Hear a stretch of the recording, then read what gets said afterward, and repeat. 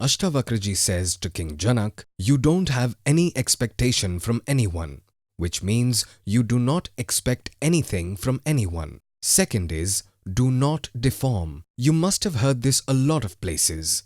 Unaffected. One which is not affected. He asks not to deform. In which context is he saying to not deform? Who is he asking not to deform?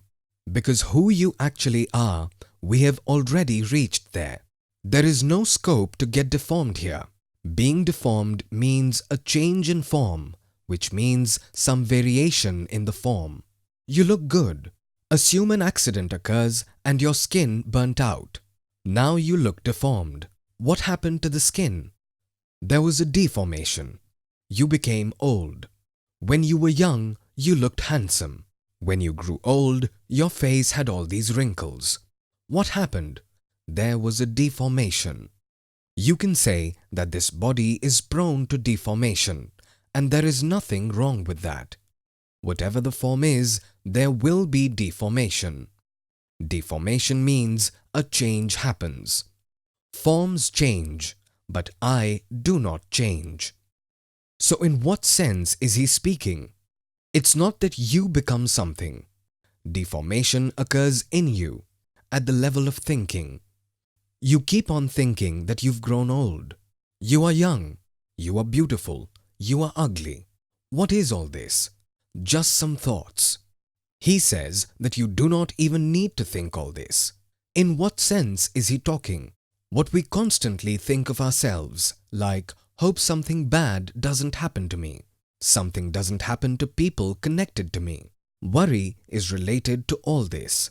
It is related to I. You do not worry about the neighbors. You are sitting here and you do not worry about unknown people. You are not worried about what happens if there is an earthquake in Africa. You are worried about what might happen if the place you are currently in experiences an earthquake. What is he saying? Do not worry, because what is going to happen will happen. This form is definitely be destroyed. But this doesn't mean that we needn't keep it fit. Whatever effort you can put on the outside to keep it fit, you should continue doing that, but be completely relaxed from within. If on the outside you are exercising, doing yoga and running, you still have to be relaxed from within and be strain-free, which means do not take stress unto yourself. Even if you encounter stress at times, just look back and see who you actually are. All the stress will die out. The moment you look at yourself, the real self, and you know it for sure that you are that self, there is no place for stress. What remains after that? Only the sensations on the outer side remains, which you call bad. You call it sorrow. You call it weeping. All this still remains after that. But there is no stress there. All of it is happening naturally. When the kids are crying, they are not stressed. They cry with the flow. They laugh with the flow. So weeping isn't stress.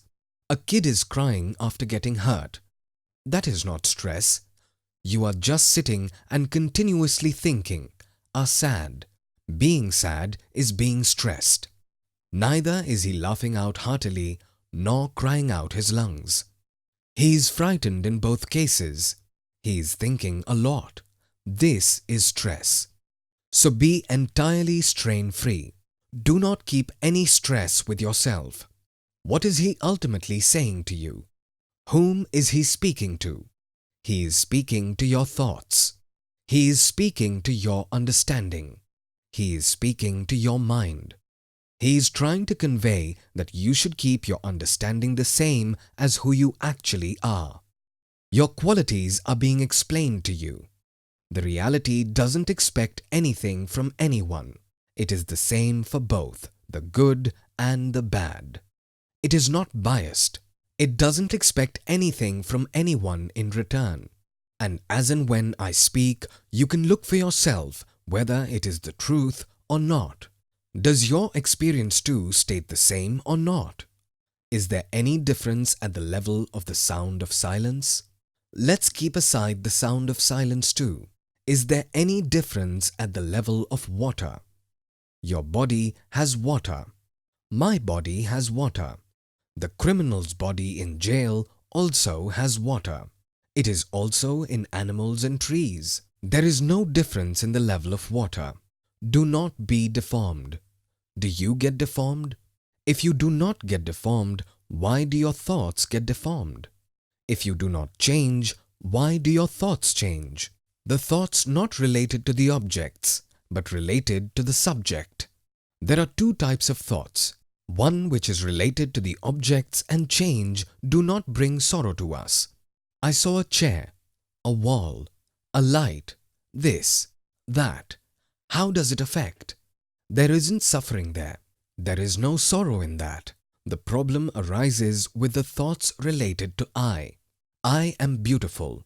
I am ugly. Here is where the problem lies. So he is saying, keep your thought process the same as who you are actually. You will then be at peace. You do not get deformed actually. If your thoughts are not deformed too, what happens then? Suffering is over. And be strain-free. The reality holds on to this entire universe's stress, but there is no strain on it. Why not? Because it isn't different from this universe. It is its material cause. Like if there is a container, if we keep water inside that container, it will become heavy because of that water. So what does the container do? It is holding the weight of water. But there are waves in an ocean, huge waves. There is water in those waves. Is that water holding the weight of those waves? At the level of water, there is no weight because the wave is water itself. So don't be a container. Be the very substance of everything. At the substance level, there is no load. There is no stress at all. Keep the conscience calm. Calm means completely peaceful. You have to be completely peaceful from inside. Whatever happens on the outside, you have to be entirely peaceful in the inside. Why should you be peaceful? Because you are actually peaceful. Only then can you be peaceful. There is no other way to it. Where you will identify with your body, you can't be peaceful at that point. Because the body isn't peaceful. It is changing very rapidly. There are changes in it. As soon as you identify yourself with the body, you can't be not deformed. Your thoughts won't be not deformed. But if you are not identifying yourself with the body and you see to it who you actually are, and a one-time observation doesn't work, you keep on observing it continuously. The identification with this body is not the truth. You are not the body actually, but even then, all your experiences, your words, your thoughts are related only to this. This is an entire foundation. What is it? It is a practice. It is called a habit. From childhood until now, it has been so many years, 30 years, 40 years. You have been practicing all day and night. I am this body. I am this body. You did not sit around saying it out loud that you are this body, but whatever you have thought, whatever you have done, this was the sole foundation of all that. So your practice, your habit is all around this. Even after gaining this knowledge, after having an experience, your habit is still the same. How does this habit change? How does the conscious become calm? The habit has to change. How does any habit changes? Slowly. It doesn't change all of a sudden. How does any new habit come into being? Slowly. It doesn't come all of a sudden. So it needs practice. This practice is called satsang. Where you have practiced so much to think the wrong way, there is only one way to keep the conscience calm. You have to start a new practice now. Practice doesn't mean that you have to sit and meditate, not follow some freaky methods. You only need to understand who you are and who you are not. You have to relate it to your experiences, whatever the scriptures say. slowly and steadily your thought process will change entirely. Slowly and steadily, as your identification starts drifting away from the body, where will you reach? You will get your real nature. Now, even if some thoughts come to your mind, it will be just related to that. There is no suffering now. I am unlimited. Tell me, where is the suffering here? Is there any scope for suffering? I am unaffected by the existence or non-existence of anyone. What is the suffering here? It is impossible. Do not deform. I can't be deformed at all. How will you suffer? I can't die. I can't change.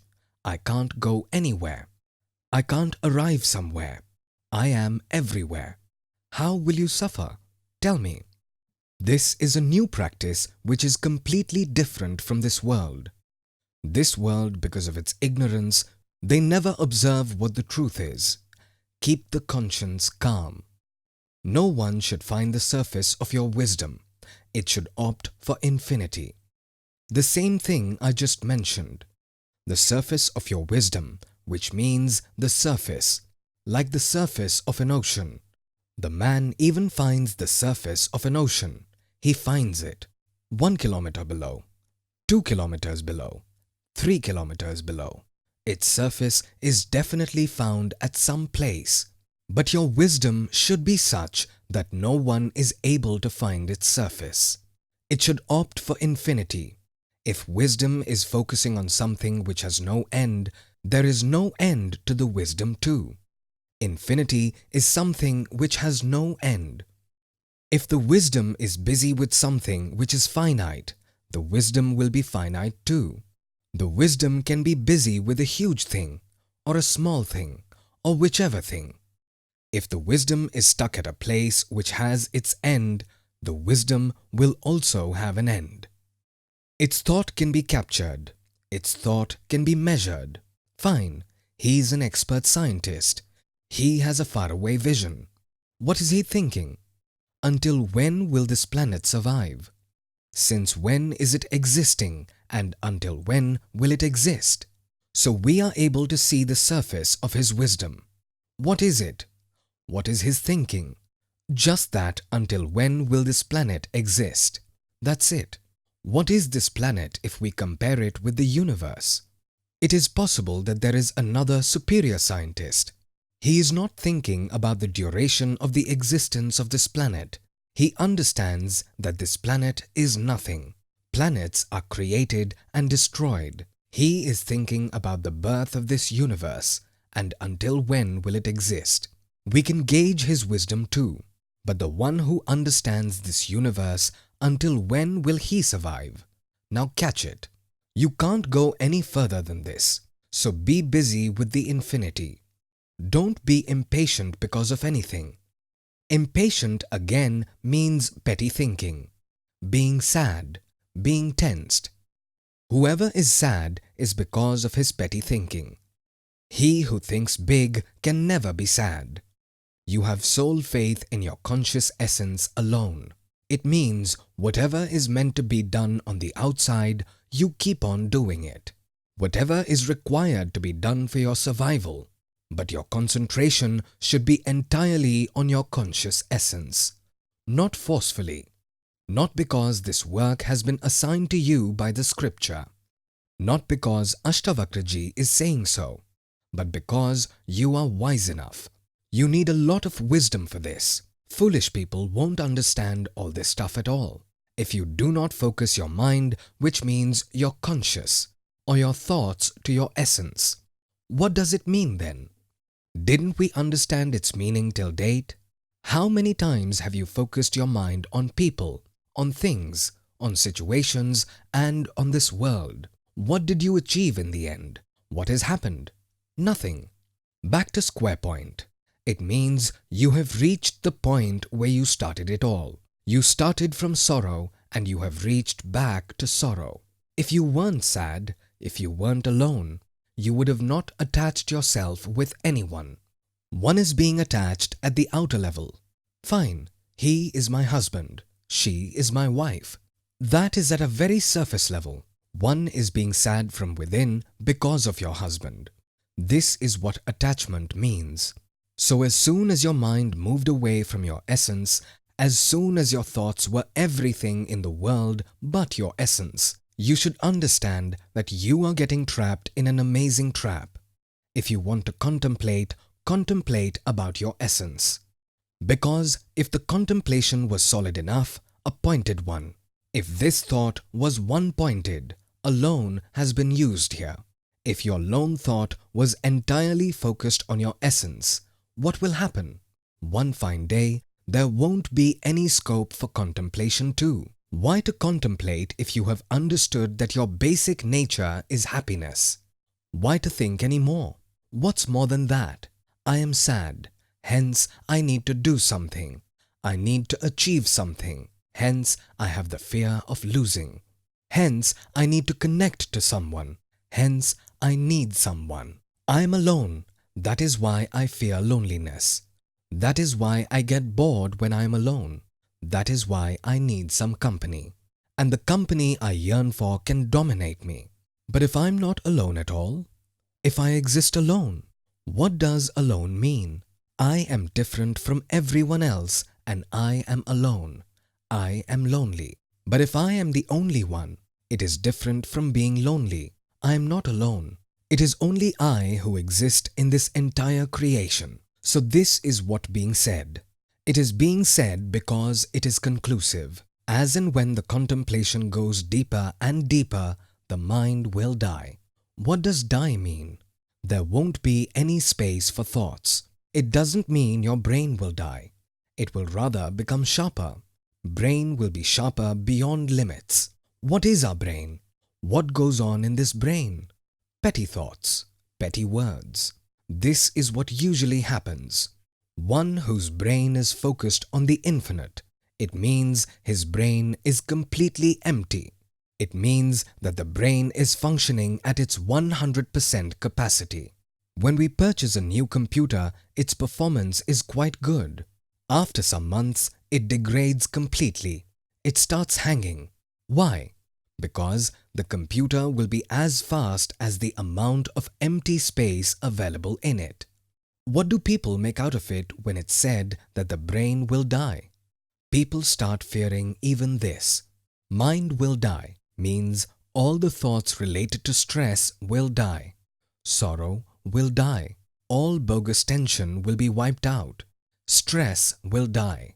All those thoughts which pull you down will die. You have sole faith in your conscious essence alone.